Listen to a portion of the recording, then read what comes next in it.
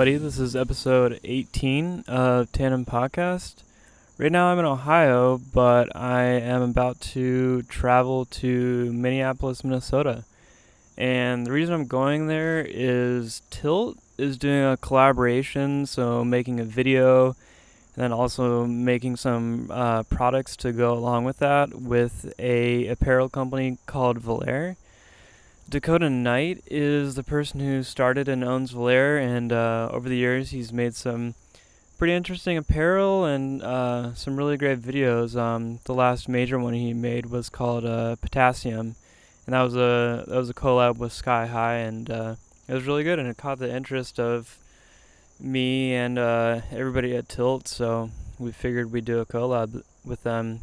And I also figured if I'm going to Minnesota, I might as well do a podcast that's similar to the New York one I did for the last episode.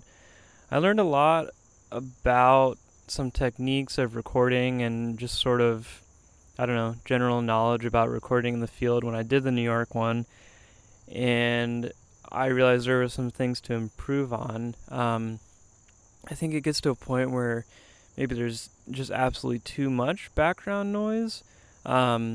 I was using sort of different angles of the microphone to make more or less background noise, and I think I've settled upon less, so I'll use those techniques when I'm recording this episode. So I'm about to fly to Minnesota and meet up with everybody, and I don't know exactly who I'm going to talk to, but definitely the people on the Tilt team, and then Dakota and whoever else wants to talk to me in Minnesota. So here it is, episode 18 with Valera in Minneapolis, Minnesota.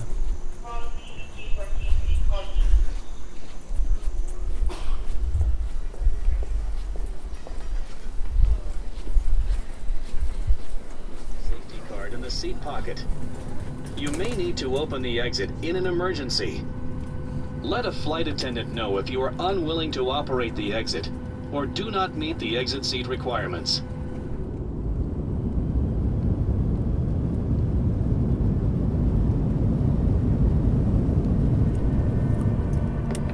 On behalf of your Chicago-based flight crew, American Airlines and our One World Alliance partners, we'd like to welcome you to Minneapolis-St. Paul, where the local time is 8:20. We're at Jamin Larson's house, which is a scooter kid from Minnesota that we're staying with. And Tom and I are just waiting for people to get ready. As usual, yeah. So, I guess mainly to begin, what has been going on in Colorado? What have you been up to? Oh, God. Not much, scootering-wise. I mean, Ian moved back to Illinois a few months ago, so we haven't been filming too much. Isaac's been riding with some of the younger co-crew guys, but my lease ran out in Denver, so I've been out in the mountains for a couple months now, but hopefully I'll get back to Denver soon. And Ian's coming back, so we've got some plans to film some videos and work on some projects.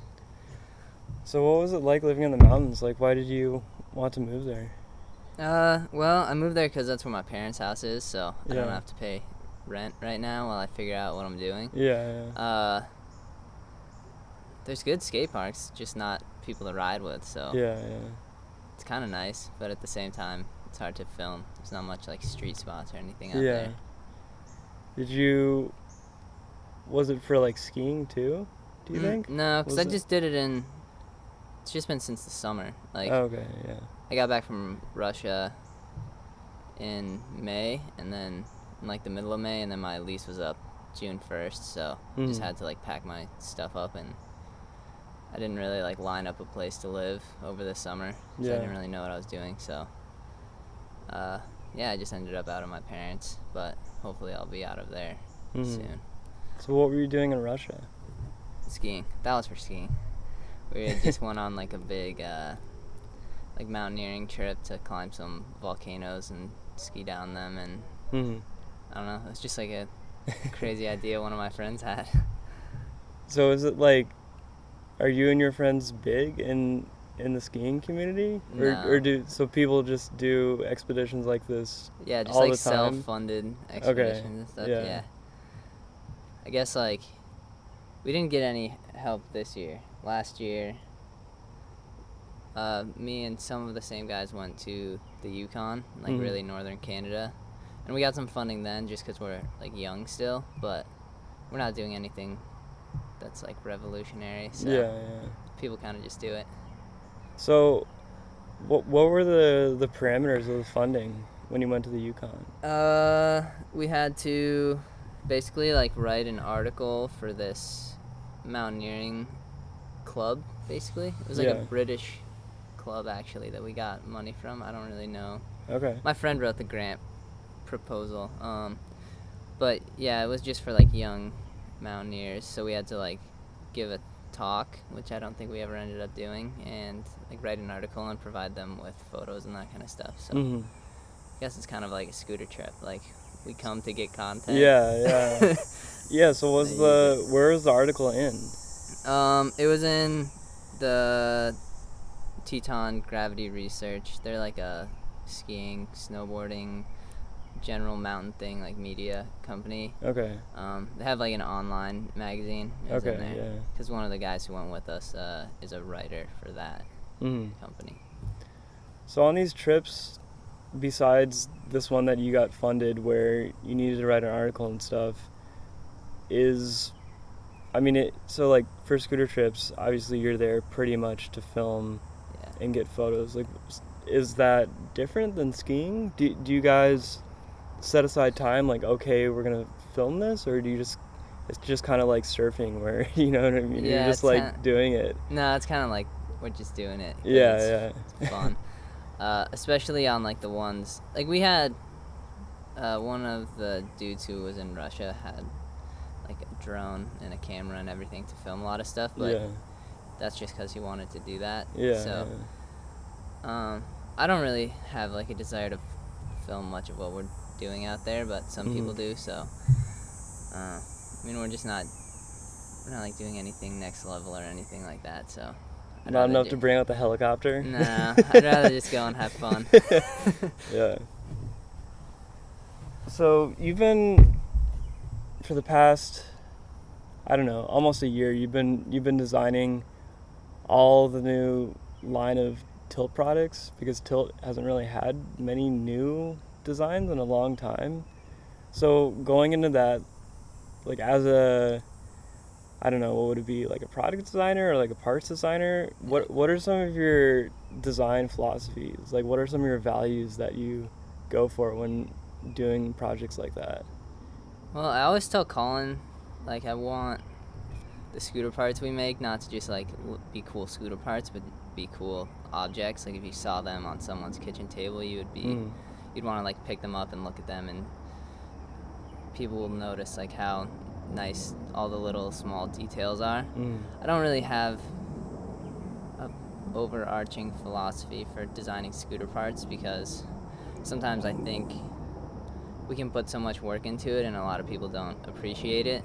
So I really just want, as far as scooter parts go, make parts that are strong and last a long time and look really nice, whether you know what you're looking at or not. So that's kind of it. But what about, do you have sort of like design principles for all of your projects, like besides scooter parts? Yeah, I mean, I try and like, I don't really have like a list of principles, but you know, I always try and think about like what the person using the product is gonna feel like when they're using it, like how it will work for them. But scooter parts have so many like standards and that kind of stuff that and we have to be able to sell our parts, so I couldn't like, even if I thought like, for instance, like doing a fork that has 15 millimeters of offset instead of 10, or 8 instead of 10, or something like that was gonna make like someone's riding experience better. People in scootering aren't really as open to trying, well, they're probably open to trying new things, but since the market's so young, like kids just want to buy a part they know is going to work. So it's not like people are going to be like, oh, I have a fork with like 10 millimeters of offset, but I really want to try this one with 15 and see how it like feels. There's just not as many like niches in scootering where I can really like think about the user and try and like give them something new that might be better for them. And we also just don't have like we don't go through enough like prototyping stages to really like try something that might be wacky and zany but might be better, and realize like it either does work or it doesn't work, or we went too far, or we didn't go far enough, that kind of stuff. So a lot of the scooter part stuff, the philosophy really just comes down to giving it making it aesthetically pleasing and something that will work really well for the riders for a long time. And how does designing scooter parts differ from other product design? I feel like there's a little less room to play around and have fun. I feel like say if you were designing like a lamp or something for someone's home, like that's another thing where the constraints on it would be so loose that you could almost like you could be so abstract with it and really like play around. Or even if you were doing something like a set of kitchen utensils for people with arthritis, like the amount of like steps you would have to go through to like get in their shoes a little bit and like see how they use a product, or like forks and knives or whatever don't work for them because they don't have like the full use of their hands. Like we don't really do that so much at Tilt, so like parts kind of just start with like the industry standard like hard points when you're designing something like a fork's, like the length from the top of the fork to the axle is a certain distance, and then it's got a 10 mil offset from like the center line of the fork tube, and me and Colin kind of just start from there, and like then you can kind of play with what it's gonna look like, but a lot of it is pretty constrained, which is one of the things that I think over time with designing scooter parts could get a little boring. So what was I gonna say? Do you think that your 4-year college helped you in the future? Yeah, I really do, especially in industrial design. I think like you could learn anything without going to school, but I think going to college and having like experience on projects and spending time in a studio with other people who wanted to be designers or real designers that would come in and like critique our stuff, I think it really helped me to like, I guess as a product designer you kind of build a thick skin for people telling you something you worked really hard on is bad. You could put so much time into a project and then go in for like a critique and just get it like ripped apart, and I think that's one of the things you might not get if you're just like learning something on your own at home. If you like show your mom or something, she'd just be like, wow, that's great, instead of like a professional coming in and being like I can tell you tried but it sucks. Like that's one thing that helped. And then I think just like having people give you a shot in industrial design is easier with a degree, because if you're like, I mean, I guess if you came with a smoking portfolio, they might not care so much. If you somehow made a really good portfolio without ever going to school, like you might spend 4 years just figuring out how to do that and make all those products that you have to put in there. But yeah, I feel like it just like opens people up. It's like the same with whatever you get your degree in, like just having a degree, I feel like if you're trying to get a real job at some point, people like to see that. But it also just having the resources that you have in a design school to like do your projects, and like we had like full wood shop, full metal shop, 3D printers, sewing machines, like anything that you would need to make anything that you could possibly think of. And like doing that at home would be so hard. It would just get so expensive if you had to like buy all these tools or pay other people to make them. So which is kind of something you need to make a portfolio. So what types of industries other than scootering are you interested in working in? I mean, I know you've made stuff for like skiing equipment and stuff like that. Is it just sort of like whatever your life revolves around, you're interested in those industries? Yeah, kind of. I mean, like even just doing like, I don't know, designing kind of everything is so fun if people give you enough like direction without being like constricting on your design. Like even like stuff for in a home, like furniture or whatever can be really fun if you're doing it at the right place. But lately I've really been interested in like soft goods, like clothing and backpacks and that kind of stuff. So any industry where I could do that's not like JanSport backpacks for you to go to Yeah. 5th grade or whatever with. I don't really think I care as much about what the product is as like the company that I'm working for, and if they're like pushing it and trying new things. If it's just the same stuff over and over, it's gonna be boring regardless of what it is. So. Yeah, because you worked at that equipment repair shop. How was that? Like, what was everything that you were doing? Well, it was basically like a repair shop for technical outerwear and like tents, sleeping bags, jackets, that kind of stuff. So just like if someone like ran into a tree and ripped like a giant hole in their jacket, like figuring out how to fix that, and like if it's a waterproof jacket, like how to fix it and then make it waterproof again. And that was fun for a while, and I think I learned a lot about how soft goods were made. But again, it's just like it became the same thing over and over again, because there's only like so many ways to patch a hole or you know, like replace Velcro on a jacket or whatever. But it was fun for a while. I learned, I got really good at sewing, so that's a skill that will last a long time. Yeah. That's kind of it. And because I know you've made that fanny pack, like water bottle holder. Do you make a lot of stuff? Like, is that something you find rewarding? I think, like, I just started making those fanny packs because, like, I wanted to try one, but I didn't want to buy one. Yeah. So I just, like, took fabric I had at home and made one quick. It is rewarding, but it's more just me, like, ever since I was a kid, like, when I started scootering, I would buy get a bunch of different scooter parts and then try them out and then, like, sell them on SR where I bought them. Like, I've always just been intrigued by, like, how different things work. So just being able to make stuff at home is kind of just like fun to experiment and like try stuff out. Same with like the clothing that I've been making. It's just I'd be like, oh, I wonder how this fabric is different, or because I can get my hands on most of the fabrics, like the new cutting edge stuff that a lot of companies use, and then I can just like make whatever I want with it and see if it's really like any different, because a lot of it's just like marketing stuff. So it's just seeing how different things work. I think it's interesting. And you've made your own fenders before, right? Have you made any other scooter parts yourself, or you just like customized stuff, right? Kind of. When I was a little kid, I was probably like 14 or something. I saw how Andrew was making the SR forks with like the tube was cut in the middle and then re-welded together.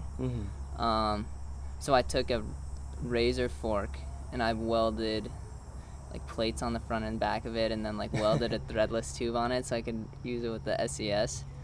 And then I used to make T-bars, but I wasn't good enough at welding, so I would cut them and notch them in my house and then bring them to a welder and just have them weld them. But no, I haven't really like made any custom scooter parts, just because I think the stuff you can make with like real machines, like on a production scale, is just so much higher quality than what you can make in your garage. Yeah, it's a little different, except like T-bars. You could probably make some nice ones in your house, or even like Rad Crow style bars, but I've never really had the desire to do that, especially since I've been on tilt. Like that stuff is good enough. I don't really need to make stuff in my garage.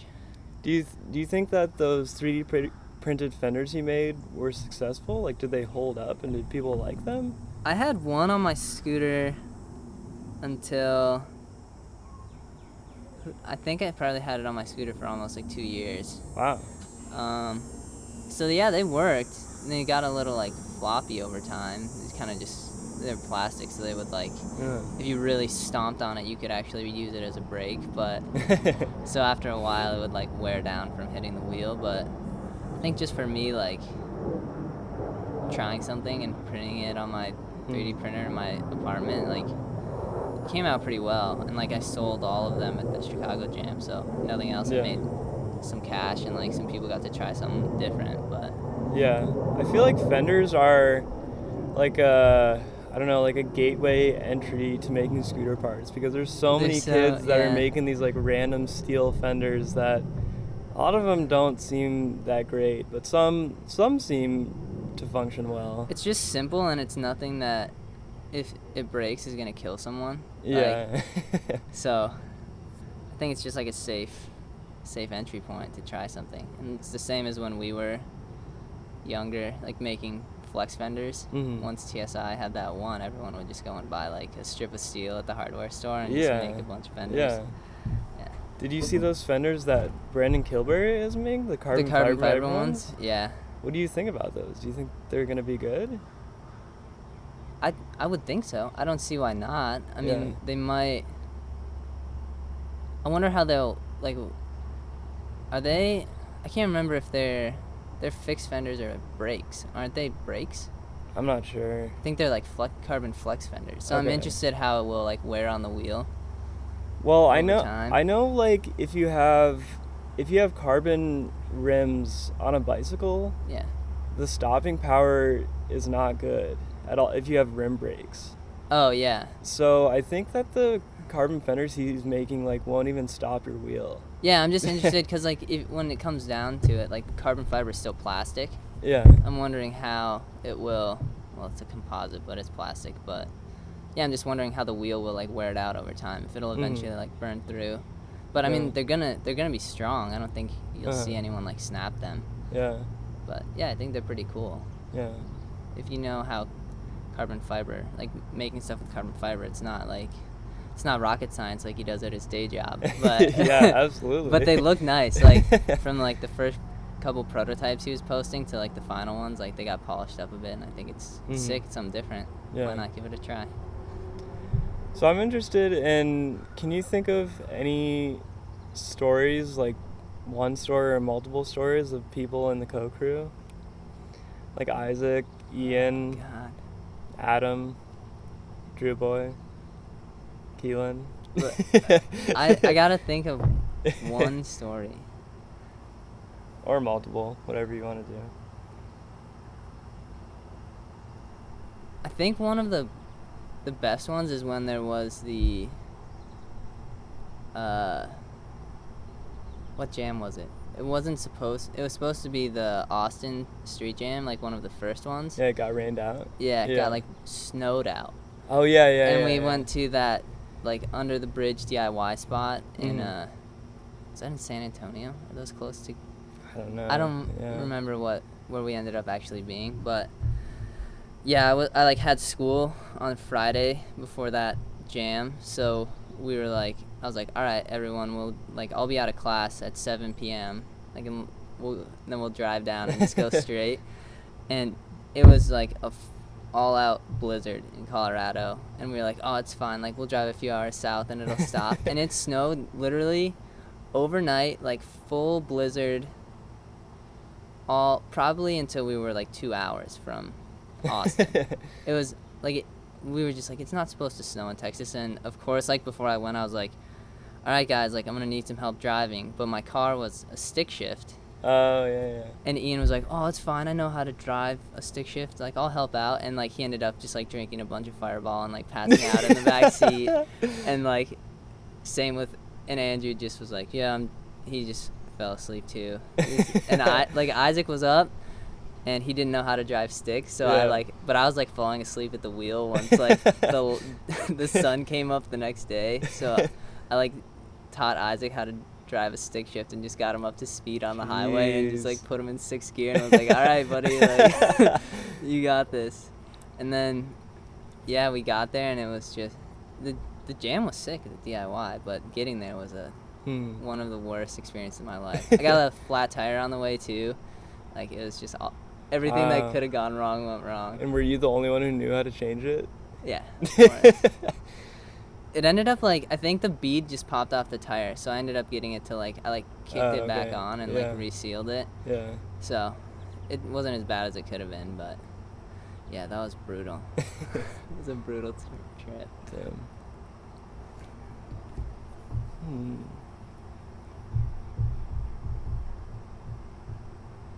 Were you happy with your footage and transport?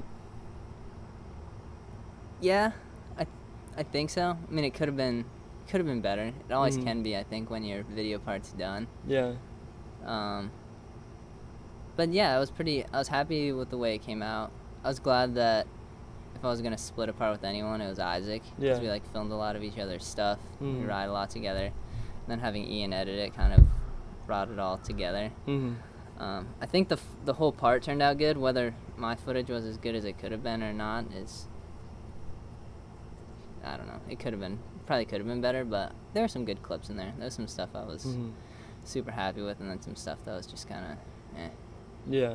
And I mean, it always helps to have more to choose from, and I just hadn't been filming as much as I should have coming up to that, so. Yeah. But yeah, I think it was good. Would you do another project like that? Like, what are you interested in doing? What is the plan now that everybody is back in Denver? Do you guys, like, I'm just curious, people's opinion. It's like, nowadays it's like, okay, we're gonna ride and do something, but is there ever an idea for what you want to actually do? Yeah, I've talked to Ian about it. Like, we want to do, like, whether it's a full length or a mid length, or it ends up being like a montage type thing. But yeah, me and Isaac and Ian have some, like, Ian's got ideas that I don't know if I can talk about to everyone, but yeah, we do want to keep filming like actual real videos. I think we're gonna go HD, but still like all street, like good clips, that kind of stuff. Yeah. And I just know Ian really wants to have like full control of the video, from like filming to editing to all that, because I feel like most of the bigger projects he's got to edit haven't been filmed by him, so yeah, you know, there's always kind of that disconnect. Yeah, he really wants to do like the full master plan video type thing, so I think everyone's pretty hyped on it, so hopefully it turns out well. But yeah, I don't know the full plot or anything yet. Yeah. So I mean, all of you are pretty much in your early to mid 20s. Has life in scootering shifted? Like, is it more of a balancing act now? Because I mean, the responsibilities just get more the older you get. Yeah. Is that hard to manage? I mean, there's always a point where you're just kind of like, oh, I'm still doing this, you know, like trying to make it work. Yeah. And is that hard sometimes? Yeah, it definitely is, because we all have jobs and girlfriends and all that stuff, to like, it's not only hard enough to like balance doing it yourself, like, okay, I have like some free time in the afternoon, I can go to the skate park, but to get that to like sync up for everybody, and then like go filming and still want to like throw your body down some big stuff it gets harder over time. Those hits definitely last a little longer. But I think just mostly, like, for me, before, I was just in school, and that I think school is more time consuming than actually like life after school. Yeah, probably. Especially for people doing like design or art degrees or that kind of stuff. Like stuff where your projects are open ended, so you can just like focus your whole life on it. I think that was way more time consuming than my like work currently. So I think once we're all back, we should be able to find a pretty solid balance, but it was a little off for a while. But that's the way it goes. I think we all still really want to like do stuff in scootering, so we're gonna try as hard as we can to get it done. All right, we're out of school, and Devin is trying this double kink handrail, and I don't know, it might be at the end of the video, maybe. Possibly. But I wanted to ask Dakota some questions. since we're here doing a collab with this company, so I thought it just kind of made sense. So I guess mainly, like, what is Valera? You know, how did it start? What are your goals with Valera and stuff like that? Well, Valera basically started as just like a group of like me, Liam, and like Max and some of the other dudes from Chanhassen. They would come down to Rochester and ride with us all the time. And at the time, we were the only people that we knew of that were riding in Minnesota back then. And so we kind of just had the idea there was like crews starting up, and so we wanted to kind of do that as well and make videos. And so Black Camera, it just started off with like parktages, and we had no real goals in mind with that at the time. And since then, I think it's developed, and it's still like a growing, I want to say like a growing vision, if that makes sense. Yeah. Just because I don't really know where it's going to be in the future, but basically in the last year or two, what we've mainly focused on is trying to produce clothing and doing something that's different than what other clothing companies are doing.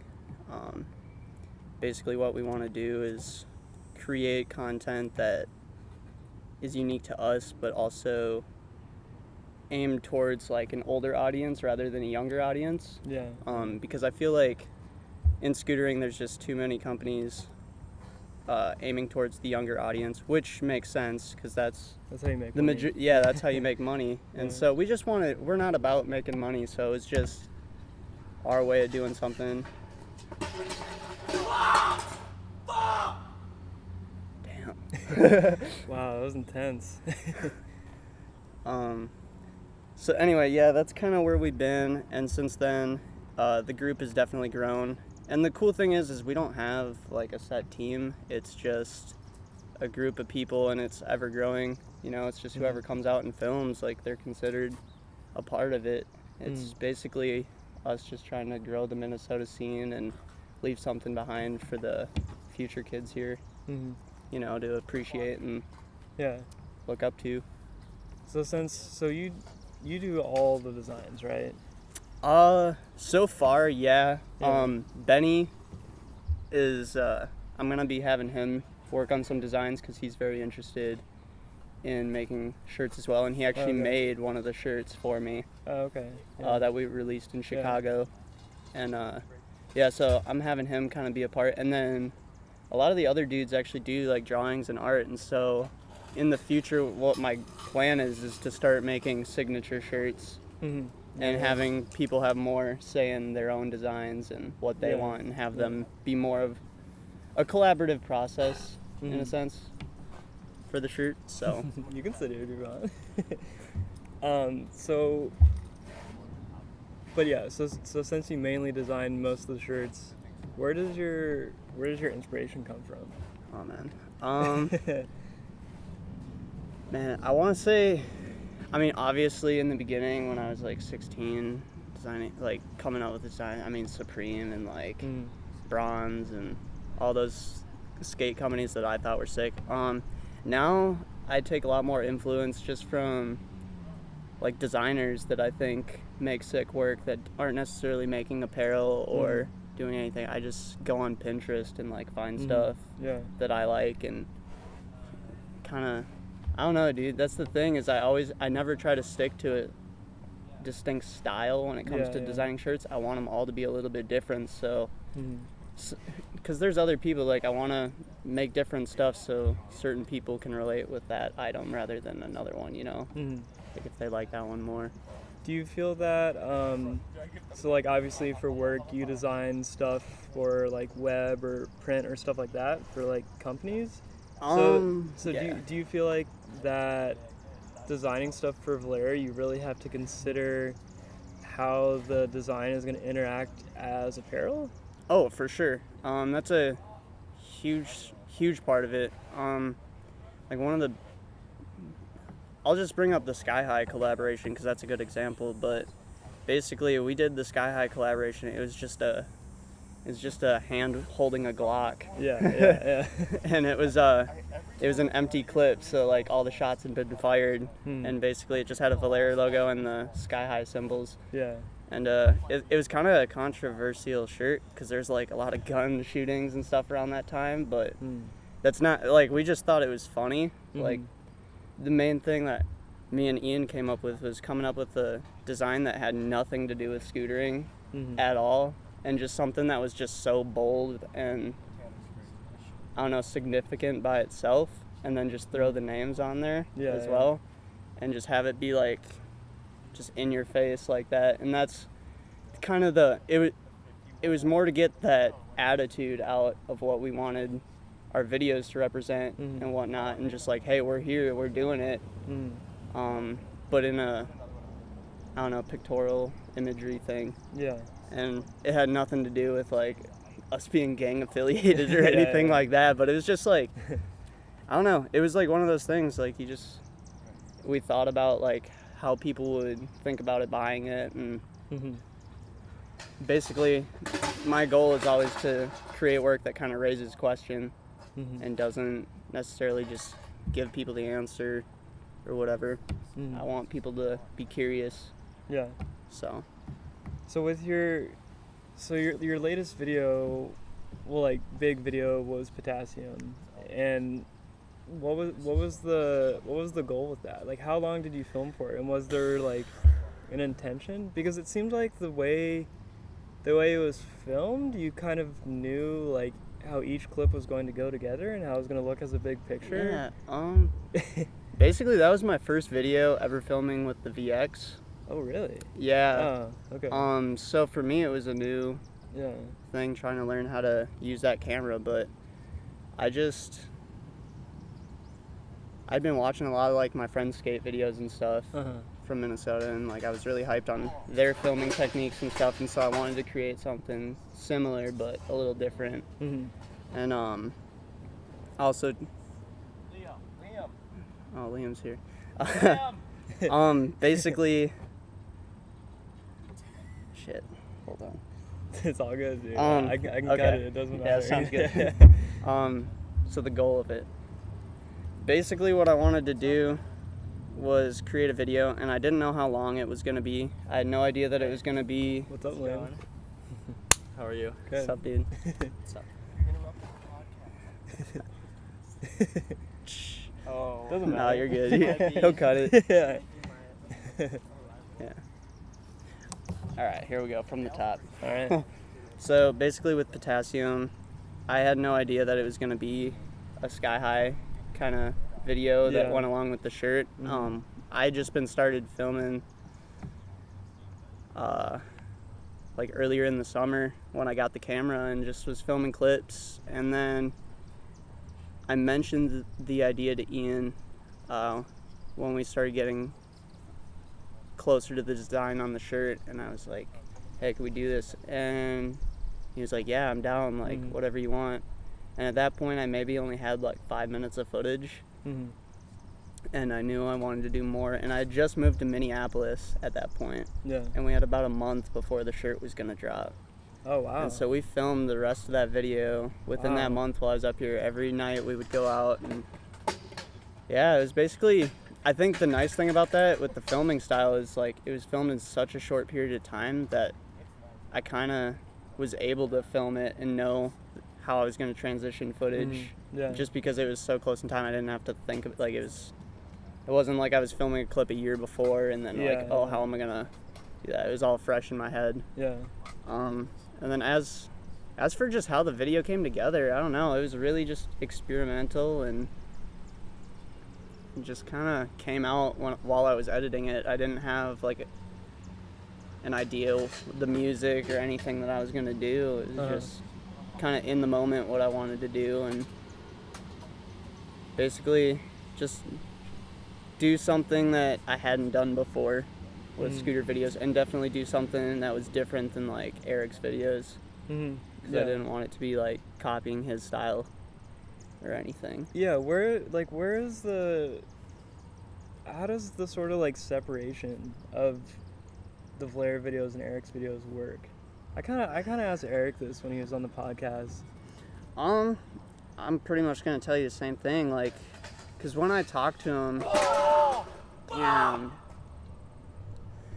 when I was talking to him, the first time I met him, I was like, you know, because they were all hyped on Valera, I was like, would you ever want to, like, throw the logo in there and stuff? Yeah. And, like, he was like, he told me straight up, nah. Yeah. But he gave me a really good reason why, and he wants all of his videos to just be unique to him and just kind of have that William Strobeck feel where, like Bill, what he does is he just uploads a lot of this footage onto his personal channel, and it's not really related with Supreme by any means. And I think at the time he was really influenced by Bill's filming, and so that's kind of how it is. But I think what I think is cool is that he can go and make his own videos, and it's still like people just recognize it as like the crew, which is I don't know how that even happened, but it just does. And then I don't know. I want him to do his own thing. I think what he's doing is so cool. Yeah. And it's just fun because there's multiple projects going on all the time. We can always film for each other's videos, and it's like, it's just cool seeing two different views in the same area with the same people. Well, it seems like you guys coexist pretty well from what it seems like. We'll go out and film all the time, like together. And we've never had a issue or anything. It's always so fun, man. Yeah. I love that dude. I was wondering, especially in the Potassium video, I feel like you have a does he have it? No, he doesn't have it. Yeah, Devin's been trying this rail this entire time we've been talking. But yeah, I feel like in the Potassium video with the VX you have this unique style where you like kind of tilt the camera sideways. Oh yeah, let's talk about that. Yeah, like did you get inspiration from that, or did you just kind of start doing it? Because I know that, do you remember Zach Fuller? I believe so. He filmed a lot of the Bamboozle videos. Yep. I think he kind of did that too. But that's all I can remember. I definitely never took that as inspiration, but now that you're saying it, dude, it does make sense. No, so like basically it started when I was filming at the skate parks, because our parks were very flat.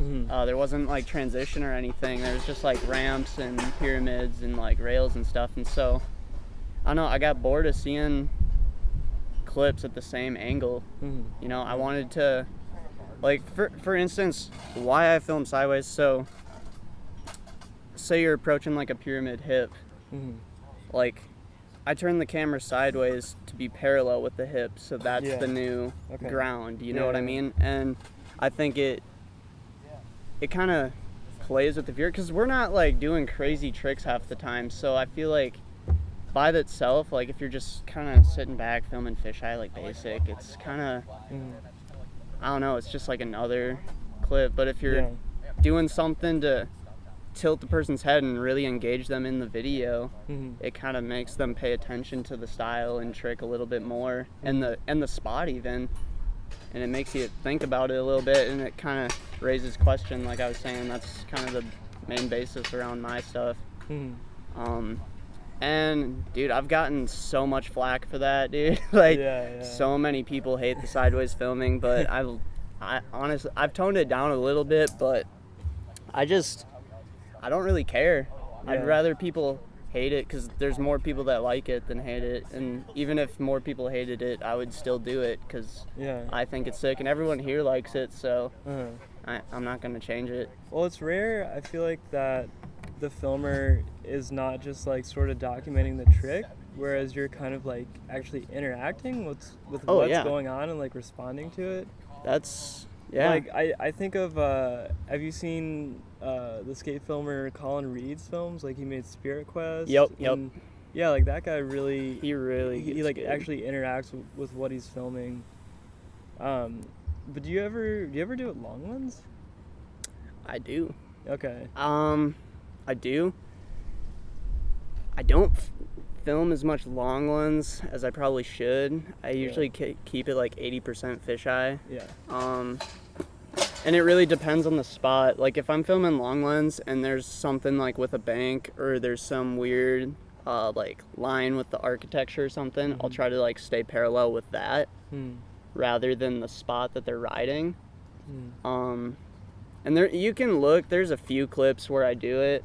I want to start doing it a little bit more because I've seen it done in like skate videos.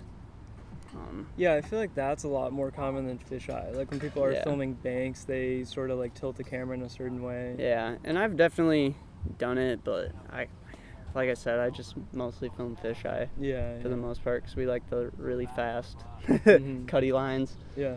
But so why do you think, like after being here in Minnesota for a few days, like I've been on a lot of scooter trips to places, and usually, like, you know, there will be videos like the Valera videos and Eric's videos, and it's always like, it almost makes the scooter scene look bigger and better than it is because the videos are good, and then you get here and it's like, it's still sick, but it's like not as many people ride, but here it's like there's even more people that ride that are in the videos. So why do you think, like, why is scootering, why does it catch on so much here? I've like never, and it's like almost like every person is like a real scooter rider who like films and stuff like that, you know? I think, man, a lot of that just comes from us just really trying to help little kids out when they're first starting.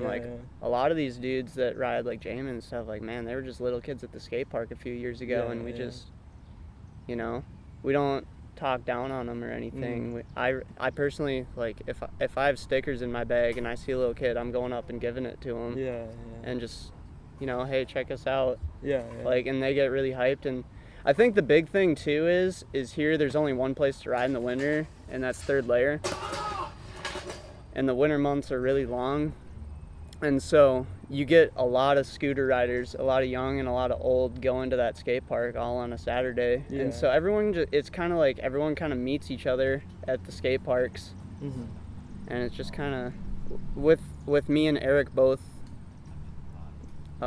being pretty heavy into the filming here, like, people have options to actually go out and get clips, and like there's other people making small videos here. But yeah, I don't know, the whole goal behind Valera has always been to kind of grow the scene here for the future generation, and it's never been about trying to get popular with like in the scooter industry or like with people that aren't from here. It's always been about keeping it local and growing a local scene, because that's the one thing I find scootering doesn't have. It's like a thriving internet scene, but never a thriving local scene. And see, that's the thing, is I'm so sick of the Instagram, like, just seeing, like, I like it, like, it's so nice that that's a thing, but at the same time, like, I'd way rather have a local scene and be able to just go and talk with people in person and you know, go out and ride. Like, on any given day, I can find someone to ride with. It's really nice. We're at this flat bar spot,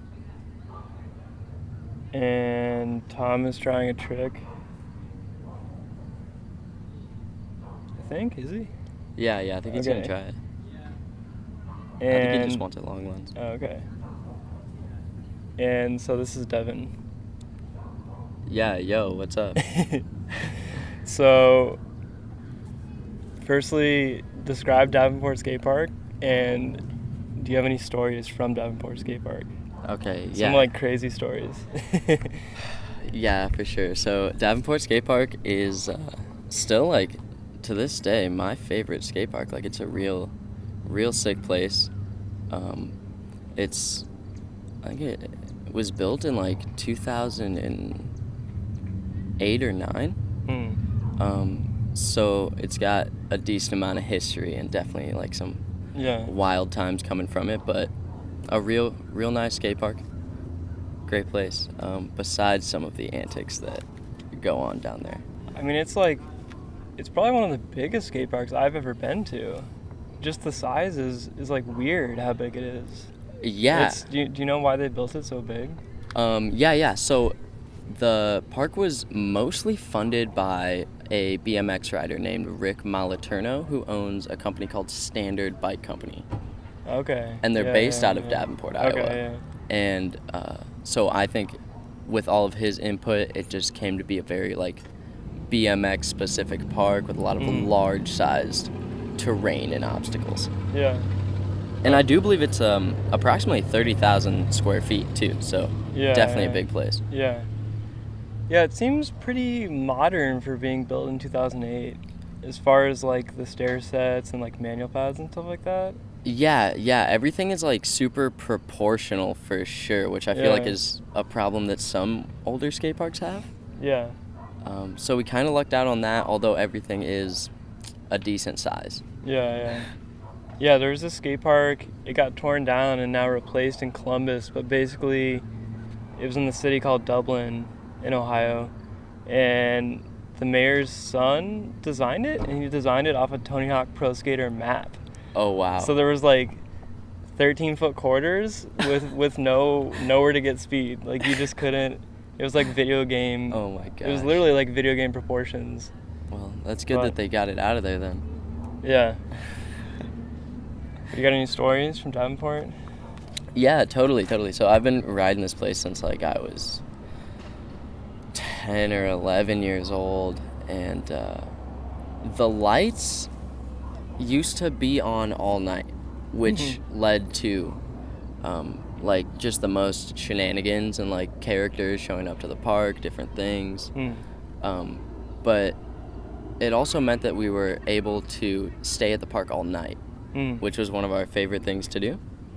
So we'd be at the skate park all day, you know, get there in the summer at like 3 p.m. and we'd ride all day, and then we'd stay all night too. And we would like, we wouldn't even ride the whole time. We'd do like, you know, fucking filling water bottles up and like throwing them out of ramps and airing out and like riding around in our underpants and whatnot. So those were some good times, and we used to do that pretty often. We would just stay at the skate park on summer nights, and unfortunately the lights are off at 10 p.m. now, so we can't do that anymore. I feel like I still would. But those were some good times. I mean, besides that, even just like last week, there were some skaters that came in from out of town. Yeah. And they locked their keys in their car. And so this, my friend Rahman ended up being able to help them by jamming his skateboard in the door and prying it open. Jeez. To the point where they could get the keys out. And so it's just wild stuff like that happening. The skate park has also taken on a decent-sized homeless population, unfortunately. Oh, wow. There's like a concession stand that used to be open every summer that is now abandoned. There's restrooms in the back, but they just take that thing over and they sleep there all the time. Sometimes the homeless population can outnumber the amount of skaters even. Like, there can be 10 plus homeless people, no problem. So did you grow up riding with Isaac and Jordan? Like, how close were they to you?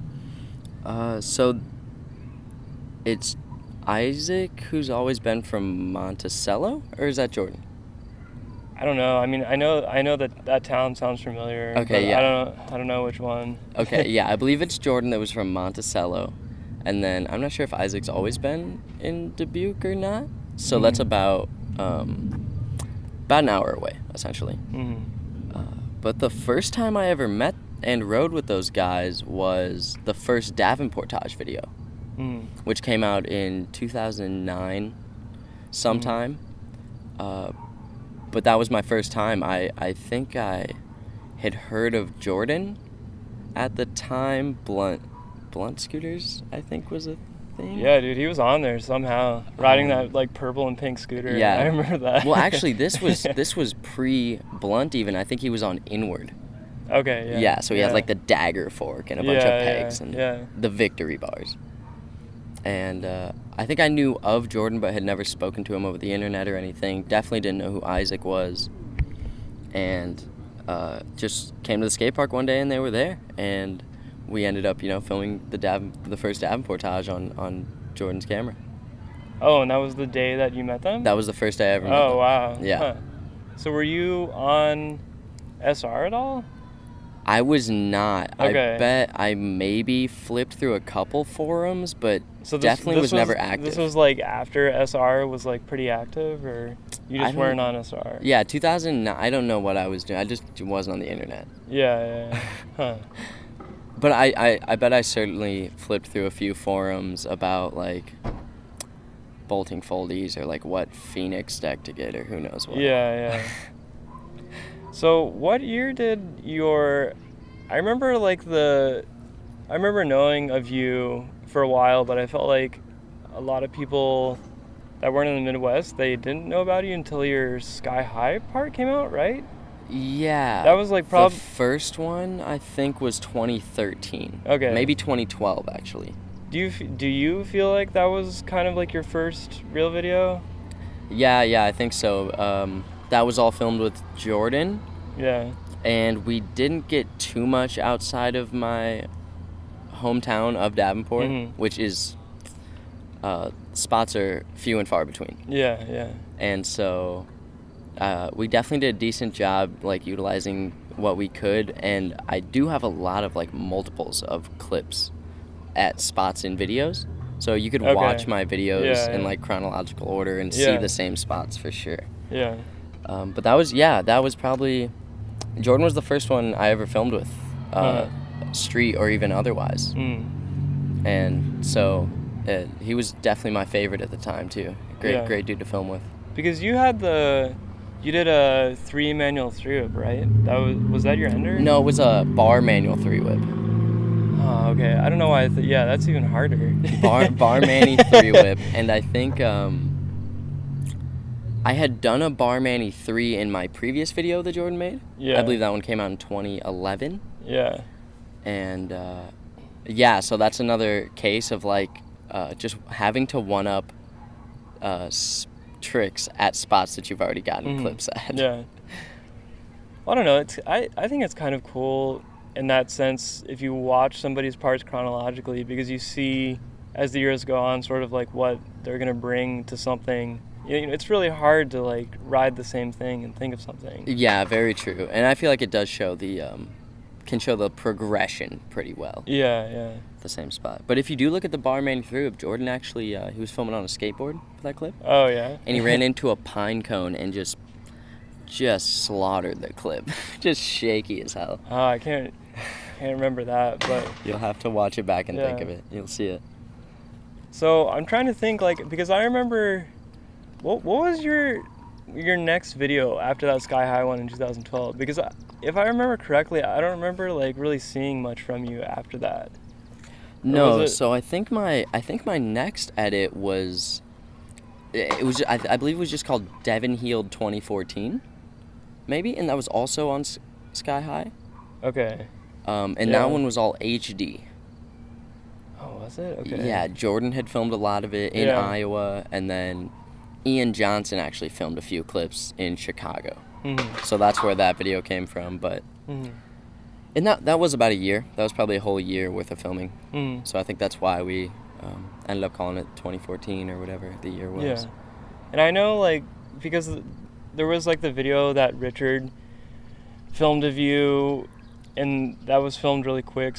So what do you prefer? Do you like filming these parts for like a year, or I mean, you filmed that video with Richard in one day, right? Or like one or 2 days? It was like a day and a half. Okay, so we had like one full day and then got rained out the other day. But because I know Richard told me that he's into that stuff because he likes capturing like that specific moment in time. You know what I mean? Yeah. And he likes doing that stuff, and obviously like you can like film enough in one day to make a video. So like what do you prefer?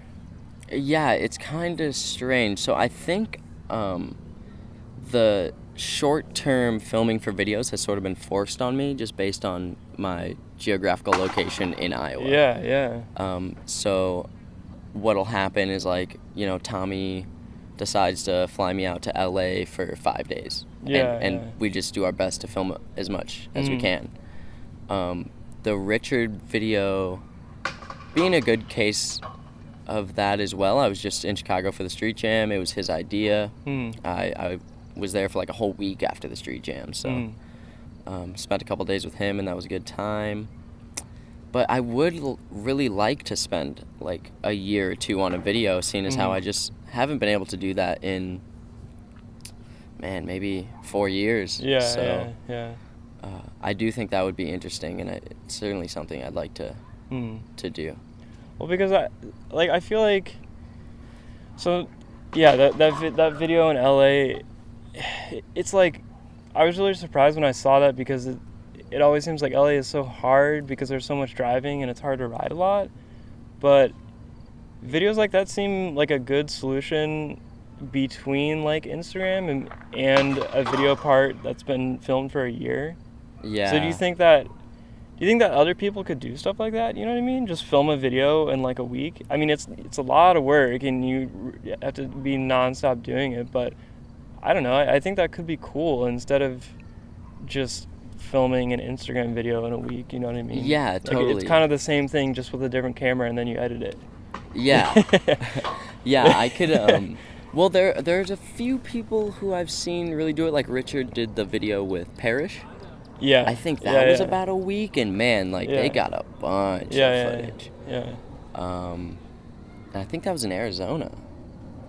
No, that was in San Diego. Was it? Okay, yeah. Oh man. Well, that video was really good, and I do have a good time filming for the trip videos. It's fun to, like, you know, especially if you go somewhere new for a week and try and film the video. That's the best. But I can also see like almost the risk versus reward factor as far as like filming super long for a video and it going underappreciated. Yeah. And the whole you know, full part Instagram video sort of gray area. Yeah. But yeah, I could almost see that being a nice like middleman for people to do it. You don't have to put the most effort into it, and you can definitely make something sick that people can appreciate. Yeah. Well, I mean, obviously, like, you know, we're here right now making a trip video, and we're only here for 2 weeks, and the video is probably going to be really long. So, I mean, there are ways to do it, but I don't know. Yeah, it definitely makes for a good time though. Like the time I spent in Australia for 2 weeks with Isaac was a great time. This trip has been amazing so far. One of the hardest things to balance is just like your physical abilities throughout a week or two. Absolutely, yeah. Yeah, and I think it definitely takes its toll, but can definitely be part of the reason why it could be so appreciated as well, in my opinion. Yeah, and like, I don't know, like the more you go on, I think the more you learn how to like actually manage it, like pace yourself and stuff like that. I agree with that. I think I've done a much better job of that on this one than the Australia one. Yeah. So I guess like obviously like you made that video for Sky High in 2012, and then you had the video part in 2014. But were you kind of feeling, I don't know, like there was no direction in scootering, because you kind of like didn't really have a sponsor, and then you finally like got on Tilt, and obviously like you really deserved it, but it's like it's so hard for there to be room in scootering, like for scooter companies, for people to be sponsored, you know what I mean? Like, how were you feeling up until you got on Tilt? Because that must have really come out of nowhere, because like Colin and then all of us have known you for years, but then it just kind of like finally made sense. It was like, okay, let's do this, you know? Yeah. Well, I did have Outset before Tilt approached me. I was still on Outset. True. Yeah. But it's different, like a parts company, you know what I mean? Yeah, I guess like totally Outset different. is turning into a parts company now, but... And even at the time, like, Outset couldn't do, I guess, the most for me. Yeah, like a manufacturer could. Like, yeah. But yeah, I don't know. I have known all the Tilt guys for so long, and even Colin. Yeah. And me and Colin did discuss me getting on the team in 2014. Okay, yeah. But I think that idea just ended up like fading away. Yeah. But yeah, I mean, definitely a relief. Like, I did contemplate before getting on Tilt how much longer I would really be scootering. Yeah, absolutely. Yeah. There's always that. Yeah, and so it's great to definitely some like positive reinforcement, and it just like lit a fire under me for sure. Just wanting to produce, you know, the best scooter content I can. Yeah, because I can only imagine it's like obviously you can ride a scooter well, but it's like, you know, just living in Davenport, it's like you're probably just like, what am I gonna do? Just ride this skate park every day for the rest of my life, and like that's it. Like that's what scootering is. You know what I mean? Yeah, exactly. Like it totally does get to that point. Like scootering is just, it just doesn't pay the bills. Yeah. And you know, at some point it seems like most people have to come to like that conclusion and make a decision where they're going to do the best at surviving and riding scooters as much as they can, which some people do balance very well, but there's also a lot of people who I think fade away when taking on the responsibilities of adulthood.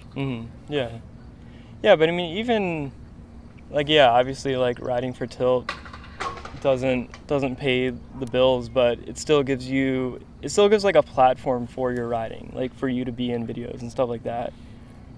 Yeah, I think that's another big thing is yeah, just like I've been scootering for so long. It's such a huge part of my life and who I am that, you know, I don't want to let it go. No one does, and I think showcasing like, you know, just how much time you spent on your scooter through like a video, like the things you're able to do is like just super satisfying. And that is like the epitome of what we do in street scootering is filming tricks in the streets and putting them together on timelines. I don't think anything compares.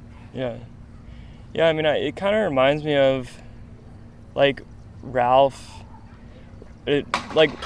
Ralph got on Addict, and before he was gonna get on Addict, he like hit me up and was like asking me about it. I was like, dude, this is like you're in your 20s, you know, like this is like your last chance. Like you have to do something with this. Yeah. Which, I mean, I hope he is, but it's like kind of the same thing for you. It's like you have all the, like, you can ride a scooter great, and I'm just glad that you finally like are on something like Tilt that you'll have videos to look back on. You know what I mean? Yeah. And I mean, I guess, yeah, like you could do that with Outset. Like you made videos for Outset and stuff too, and you're still on Outset, so you can also do that too.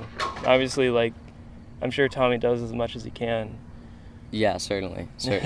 But even, having two companies that I get to film that much more for, make that many more videos is definitely great. And yeah, I'm stoked to be on Tilt and be able to film as much as we do and do all the things that we do. It's been a blast. I couldn't imagine what I would have done with the rest of this year without it. Yeah. It's been a huge part of my year even.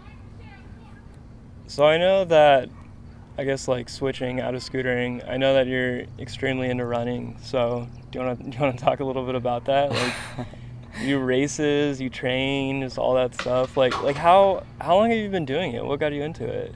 So, I've been doing it this is my second year. I didn't run through the winter, but I started running in the spring of last year, and I think it was just based on me hearing somebody in a podcast who was talking about running say something about adding active years to their life through running. Huh, interesting. And, so this really stuck with me for some reason. Adding active years, and just even besides that, just who doesn't want like a stronger, healthier cardiovascular system? Which I believe is the main attribute you get from running is cardiovascular health. And it truly is just a lot of fun. Like, I have a lot of fun running. I don't even run with people too often, but another big part of that, I think, is the almost therapeutic benefits I think I receive from running. You know, you're just out there with yourself and your thoughts. And running is painful. You go through a lot of pain. So I think you have to think of a lot of things to get through that pain. You know? And just, self-control, and like, it's sick. I'm stoked I've been doing it. It's I don't know if I'll ever stop. I'd like to try and run through this winter and see how that goes, but it's been sick so far. Damn. So, well, I know you've done races. Like, how many races have you done, and what have they been like? So I've done 3 races. Yeah. And my favorite one, which is the first thing I started training for, is just my local 7-mile race. Okay. Yeah, which is so sick. But there's about 20,000 participants through the couple races they do. Most of them being in the longest 7-mile loop. And that's so sick. Just like the energy you get at the starting line of a race, like somebody sings the national anthem, and then there's like at the Bix there's a flyby with some jets, and just like it's really it's just invigorating, you know. It's sick. And so that's my favorite race for sure.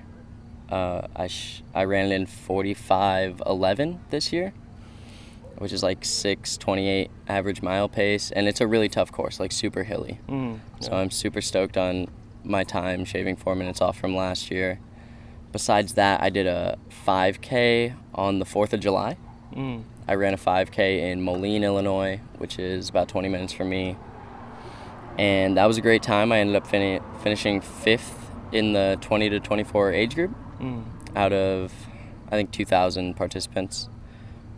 So that was really cool. I think 30th overall. I was the 30th across the finish line. So I really have applied myself, and I think it has shown over the couple of years that I've been running. Like, my time's improving, and yeah, it's super sick. I even have like favorite runners, just like I have favorite skaters. Oh yeah.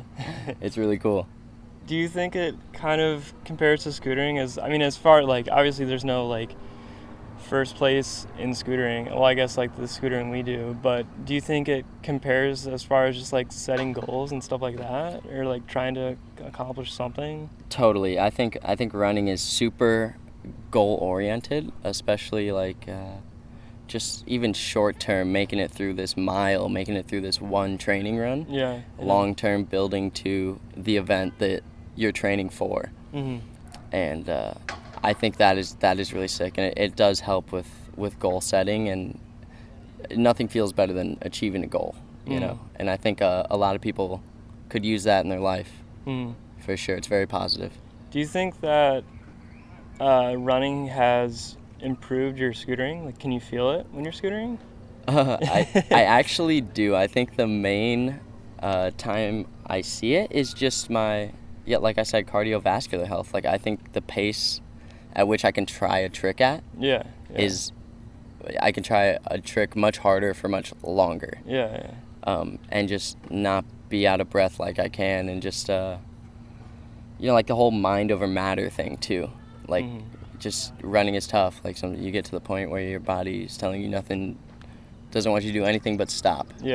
And so fighting through that, I think, can be a very similar experience when trying a trick even. All right, so we're at this park, and Devin is trying a trick, and this is Benny. What is your last name? I don't even know your last Christensen. name. Oh, Christensen. Yep. Okay.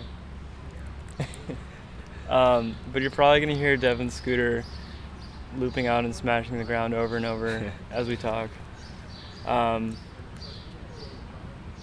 So I guess, how long have you known Dakota? I probably met Dakota maybe, it was probably sometime around 2014, because I remember meeting him when I wasn't too far along into when I first got scootering, or got into scootering. So I've known him for maybe 4 or 5 years, something like that. But met him in Rochester, and then I met him and Liam Green one day. So are you from Rochester? I'm not from Rochester. Okay. I lived with my parents in Dakota, Minnesota, which is like an hour south of Rochester. And then once I started going to college, I moved to La Crosse, Wisconsin, which is just another 15 minutes south of Dakota. So it's like an hour and 20 minutes from Rochester. And once you met Dakota, is that when you started riding with like everybody in Minnesota? I think it was the beginning of it. I had some people in my local scene because I would never really go to Rochester until I started hanging out with Dakota, because I had there was parks in Winona, Minnesota, and then I would go across the river to Wisconsin, and there was some parks over there. But yeah, once I first met Dakota, and then I started sort of taking trips up to Minneapolis and St. Paul and riding with the guys up here, and started really meeting more people that way. Yeah. Wow, that was a really big hit. So, Dakota told me that you make like shirts, like funny shirts. What are those? How'd you get into it, and what do you make? Well, I guess I kind of got into it because right now I'm going for like an art major at University of Wisconsin-La Crosse, and then it's like an emphasis in two-dimensional art, so I'm going for like graphic design. Okay. Yeah. But so I've kind of been into that sort of stuff for a while, and I got this heat press. So like the way the heat press works is you heat up the press to a certain temperature depending on what material you use, and I usually use like cotton blend t-shirts. And then you just buy this special paper. I think it's like just one side of it has vinyl on it, and then the heat press, you just take whatever design you print out on that vinyl paper, and it just kind of melds it into the shirt. Oh, okay. But yeah, I've messed around and made some goofy ones, and I've taken the time and tried to make some serious ones. But yeah, it's just kind of something I do for fun. And didn't you make the shirts for Speak at one point, or what was that about? I didn't make any shirts for Speak. I printed a batch of the Valera shirts. It's I'm not sure like the name of the design, but it's the one. Yeah. It's like the blue box one with the dog on it. I printed that batch of them. Yeah, the companion tee. Have you ever thought of experimenting with different types of printing? Because I mean, there's like silk screen. There's what is there, like water-based ink? Like what is that called? Where it just like soaks into the fabric. Is it just screen printing? Is that what that is? No, it's like, because like normal screen printing. Well, yeah, I guess it is screen printing, but it's a type of ink you use in screen printing. I'm not sure. The only kind of printing I've done is the stuff with the heat press, and then I took one class my freshman year in college. It was just printmaking, so we printed stuff with ink on the shirts, and then we also did wood cuts, and then covered those with ink and put those on shirts. Yeah, I've seen those. What are you thinking of doing after school, like with graphic design, I'm assuming? Yeah, something with graphic design. I'm not really sure yet because I haven't really looked into every outcome. Yeah. But yeah, anything along those lines. I think if I'm doing anything like that, I'll be happy. Yeah, I mean, there's plenty of graphic design jobs out there. Yeah. It's like a really in-demand field. Have you thought of doing anything more with it in scootering? Yeah, that's because I've kind of wanted to go in that direction with like making all the shirts. Yeah. Because I kind of just want to make shirts that people in like the community can wear, because I feel like there is apparel for like the scooter community, but I feel like it could just use more of a variety. Yeah. But it's not super efficient printing like a mass production of shirts with a heat press. Yeah. But I think it's like a good, easy start to just kind of, it's like a good beginning to it. How do you feel about scooter riders wearing skate clothing? Do you think it's because there is a lack of scooter apparel companies, or they're just really into skating? I think it could be both. Yeah. Because I feel like a lot of people because a lot of people that wear skate clothing, like not in scootering, a lot of people wear it just because it's like it's cool to them. And I feel like I feel like people who scooter wear it because of that, and I feel like also it could be because of the lack of apparel that's being made. So I think it's a big mix of things. Yeah. What videos have you been in? You've been in the Valera videos, right? Yeah, I had my part in Potassium. Yeah. And then I've had just a couple clips in some of Eric Carl's videos. Yeah. I forget which one it is. I want to say it's Alone Time. Uh-huh. I think I have one clip in Alone Time, and then that might be the only one. Maybe one in Time Frame, but I don't really remember. What is it like still living in a small town with nobody to ride with? It sucks. Like, and it's gotten really bad because 2 years ago I had 2 people to ride with. Yeah. So it wasn't that many people, but it was good enough for me. At least I had some people to ride with. But now people have just started to kind of get out of it, and no one really rides too much anymore, and the scene is just kind of dying, like, overall, not just with scooters, but like I don't have any like skaters to ride with, or I have a couple bikers, but yeah, everyone's just kind of fading away. Why do you think that is? Do you think it's because of like technology and kids just want to be on cell phones? It could be. Like that? I feel like a lot of it's because of drugs. Jeez. But yeah, because I've had. Damn, Devin just got it. Good job, Devin. Yeah, man. Hell yeah. There you go. But yeah, so I'm sure a lot of it could be towards, like, because of technology. Because people are just I've seen a lot of people just too lazy to go outside. Yeah. Because they just want to sit in the air conditioner or the AC and just sit on their phone or play games. Yeah. Like, play Fortnite all day. So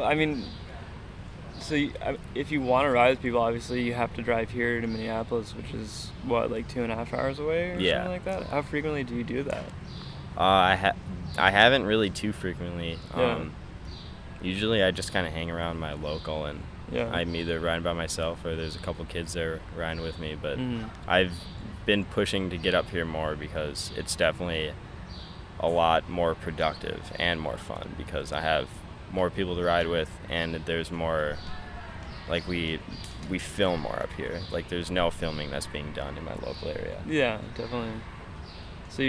So what you want to get out of scootering is you want to be filming and riding with people? That's pretty much the goal? I think that's a big part of it. I mean, I do like to just do it to have fun and progress, but I think filming and stuff is a big part of it too. So what is it like?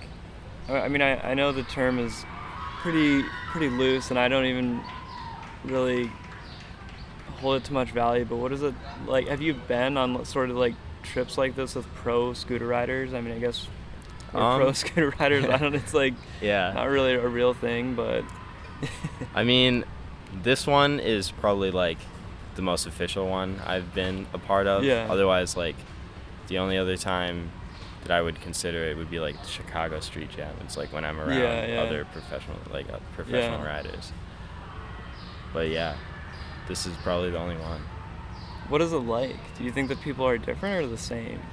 As in who's different? Like just everyone? Just in general. Like, do you think it's different mentality or something? I think mentality is different because people are more focused on, like, if you're filming a video, everyone wants to, like, make sure they're doing tricks that pleases them. Yeah. And they're actually getting work done. So I think it's a fun environment, but I think it's a little more stressful on everyone too. Yeah. Just because you have a goal that you need to complete. Well, can you think of anything else you want to talk about? Oh yeah, what do you think about Ernie Young's t-shirts? How he just like makes these really, really small runs of t-shirts that are just like inside scooter jokes, like inside jokes that are related to scootering. What? Can you give me an example? Like of the one with like Eric Deptula's ID, or his school picture one, right? Oh, it's a school picture. I think so. Okay, yeah. Or the one with the like, it's like Andy Wagner, the dude who owns AO. Yeah. Like, it's like an Inception. It's like the shirt is a photo of him wearing a shirt with a photo, just stuff like that. I think I've seen that one. Yeah. I don't know. I think they're funny, even though I think it's more of an inside joke thing that I don't really get, but I still think they're funny. But like I don't know, stuff like even stuff like that. It's kind of like what I do. I just make like random small batches of stuff, and then try to get them out to people. What have you made? Like who have you made shirts for besides Valera? What's on them? Let's see.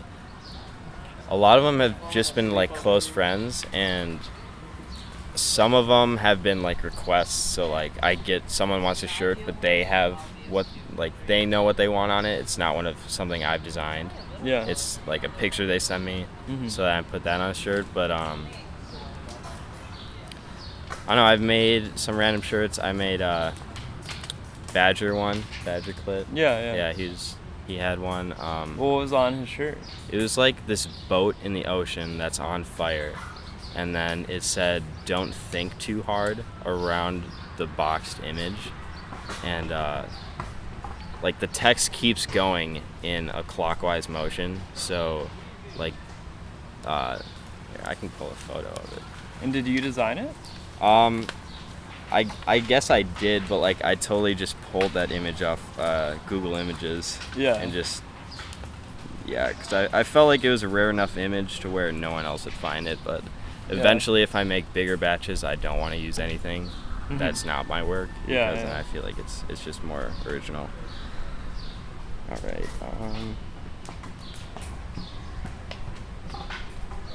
If it even loads.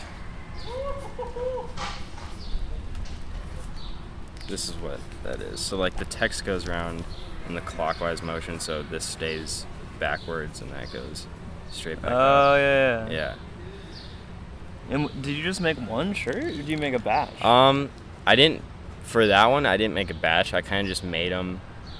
I would post pictures on my like Instagram story, and people would hit me up, be like, "Oh, like that shirt's sick." So I would only make one when someone would let me know that they wanted one, because I wasn't sure if like people were gonna like it. So I didn't want to make shirts and having them end up just sitting there.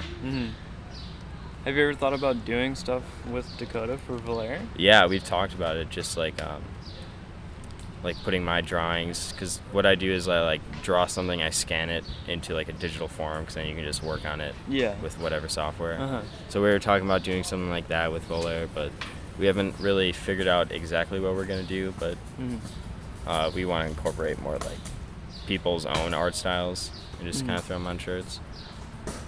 What do you think about design and scootering, like as a whole? I mean, I know there's not many like actual real professionally trained people working for scooter companies designing stuff as far as the graphic design and illustration. Do you think there's room for, or do you think it's needed? Design? Yeah.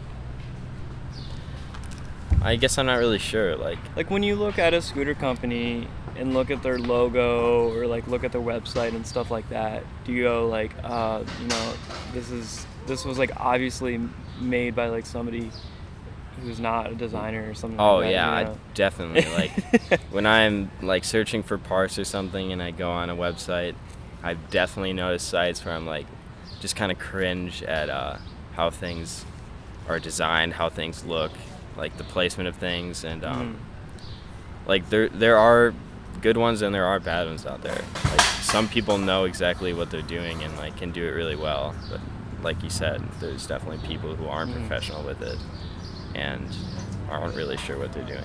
What about signature graphics? I think we need more of it, just like more signature stuff. Yeah. Because there have been a lot of signature decks, but I feel like we need just more of everything that's signature, like more signature bars, just like signature SCS and clamps or however you run it, or forks, wheels, anything. Yeah. Because I think it just kind of represents that rider, like in a good way. Scooter parts are kind of hard to have as a signature because there's not a lot of flat areas. No, yeah. I've noticed that. And that does kind of suck because like with decks, like you only have, depending on the width of the deck, it can only go up to like right now 6 inches wide. Yeah. And it's really not that much room to work with. Or if somebody has a SIG fork, it's like, what can you do? Yeah. It's just like a color. Because you can't just like throw a picture on it and wrap it around the fork. But It wouldn't look great though. No, it wouldn't. Not at all. Because you can do like, someone could just sign a fork and like that's really all you can do, or just different colors. Yeah. So I've mentioned, I think, in other interviews that we're on this trip in Minneapolis, and you're pretty much one of the, like, you and Dakota are like the people who've been with us every single day, and you drove down from pretty far away to get here. So what made you do that? I guess just my love for scooters. Yeah. Yeah, I mean, if I can get out and do this as much as I can, then I'm happy. Like I would totally rather just like break an arm scootering than just sit inside for days on end. Yeah. Like I think it's just totally worth it. Mm. Bug just flew in my mouth. There's acorns dropping everywhere. Yeah. All right. Can you think of anything else, or do you want to? We can be done. I can't. No. Oh, I thought of one something? thing. Do you have any stories about any of the Minnesota dudes? Like any funny stories? Any funny stories? About anyone? Jamin, Eric, Dakota, anyone?